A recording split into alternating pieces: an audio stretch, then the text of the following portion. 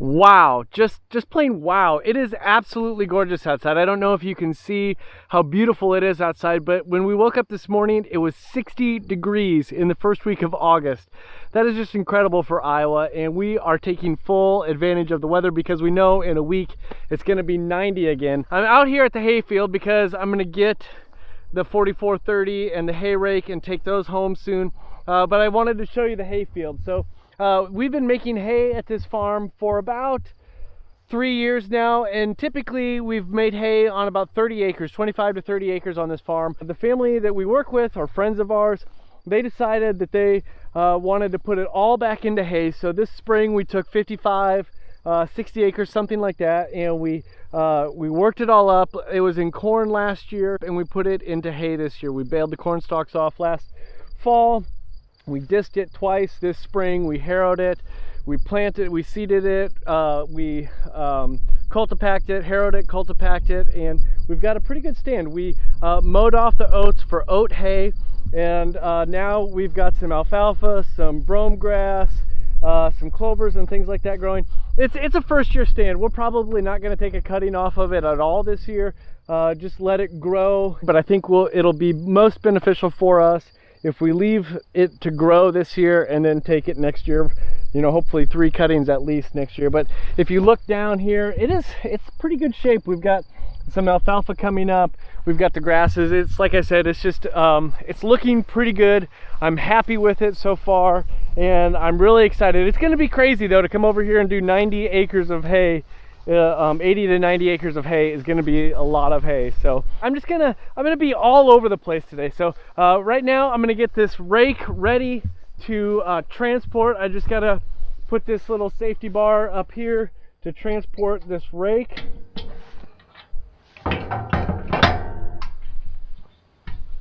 What we have here on this rake is we have this transport bar that puts it into safe mode so that the wings don't flop down while you're going down the road. Right here, this one, if that's an R right there, if you put that down, then you can put just the right wing down. This right here is R and L. If you put the hole on this peg right here, that gets you the right and left. So I've got it up on the T, the transport mode. I see this is kind of a mess here. We'll see if that pops up when I start the tractor. We're gonna hop up in the 4430. We've got about an hour drive back to the farm. So you know, it's beautiful out. We're gonna turn the AC on in the tractor because it's sunny enough that you're still gonna want it, and we're gonna enjoy the ride.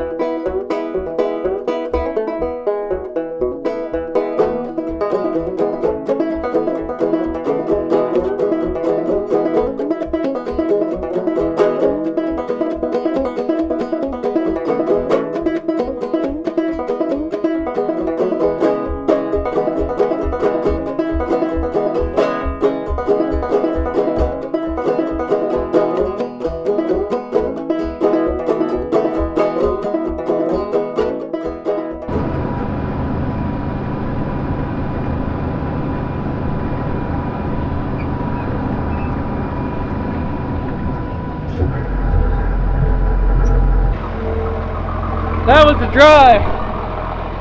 We're gonna let the tractor cool down for a second. I'm gonna go inside, see if I can find some food, and then I think the very next thing we're gonna do is grind some chicken feed. So pig feed, chicken feed, we'll do a little bit of both, and get ready for the chickens. I just finished lunch. I should have brought you in. I had pulled pork sandwiches from our pigs. Amazing. But I'm gonna unhook the rake. I'm gonna drive it over, unhook the rake, and then hook up to the grinder mixer, which is behind you over there. So let's go for a ride. Lay down, boys.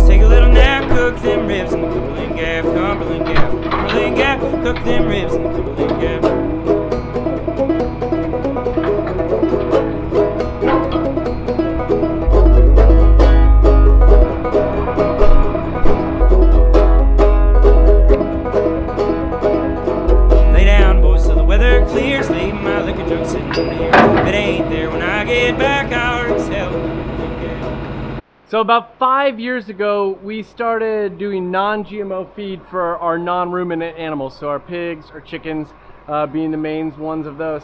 And for all of that 5 years, I've used bagged soy meal, which is expensive. 50-pound bags were like $20, $21 a bag. And I had some problem getting those due to COVID and some confusion with the feed supplier. And that caused me to have to search out a new source. And what I got now is these super sacks. They're 1-ton sacks of the soy meal, this non-GMO soy meal, and they save me literally about $400 per ton. So the downside is right now I have to scoop them out and put them into buckets and then into the grinder mixer.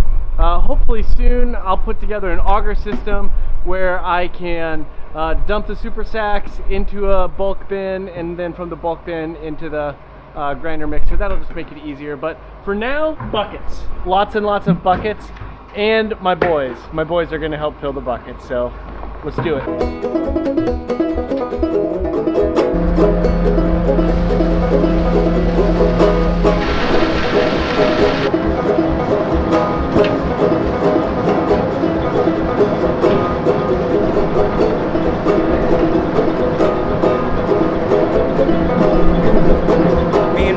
My wife's pappy all down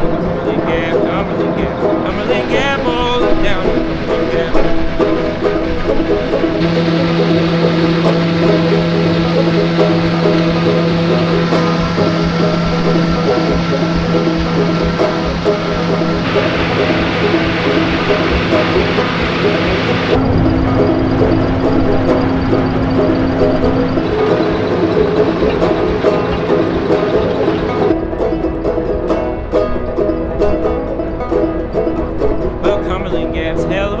They got no water for to wash your face. Cumberland Gap's not my home, and I'm gonna leave it for too long. Today is kind of just a do-all day. It's a Monday, which I'm a pastor. If you guys don't know that yet, I am a pastor, so Sundays are fairly busy for me. We kind of try to relax a little bit. Let's be completely honest, I take a nap most Sundays. And so Mondays are kind of a catch-up day today. So you saw I went and got the tractor, we just finished grinding feed, and now I've actually got to go sit down at a desk. It's the middle of the afternoon, but I've got to send an email because we have a CSA drop-off tomorrow. So I'm going to go sit at a desk, send out an email, let everybody know on our CSA what we have available. If you don't know anything about our Meet CSA, I'll try to put a video link up here somewhere. I don't really know how to do that yet, but we'll try, because I made a video last week about our CSA model, our Meet CSA, so check that out. I'm gonna do a little clickety clackety on the keyboard.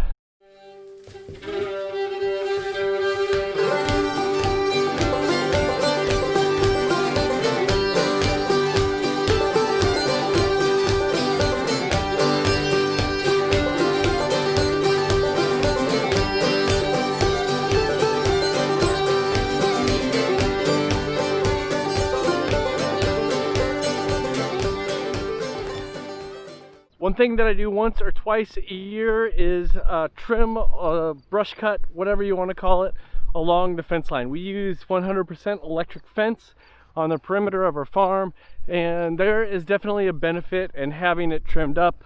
The animals can see it, that's one thing. I can see it, that's another thing. It also doesn't drag down the voltage very much when you have it trimmed up. Whenever I trim it, I can see it go up a little ways, and so that's always been a good thing. So I think I'm gonna spend some time. Like I said, it's beautiful today, it's not very hot, so I'm gonna spend some time hitting the fence and hopefully finish up a couple big chunks that I've been working on for a while here.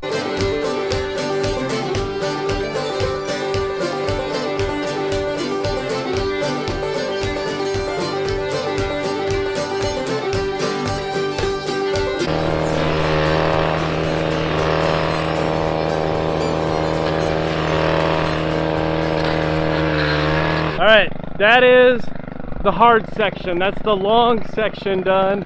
If you look over my shoulder here, it goes all the way back there. It's a quarter mile, a little less than a quarter mile. I'm gonna go around the corner now.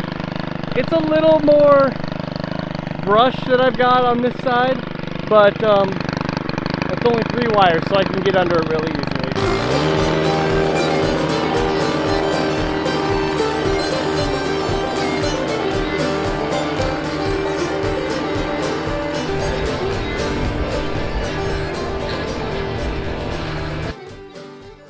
Do you know the old saying, make hay while the sun shines? Well, the other day we made hay while the sun is shining, and I've got a new saying for you. It is brush hog with your trimmer when the temperature is not 95 degrees.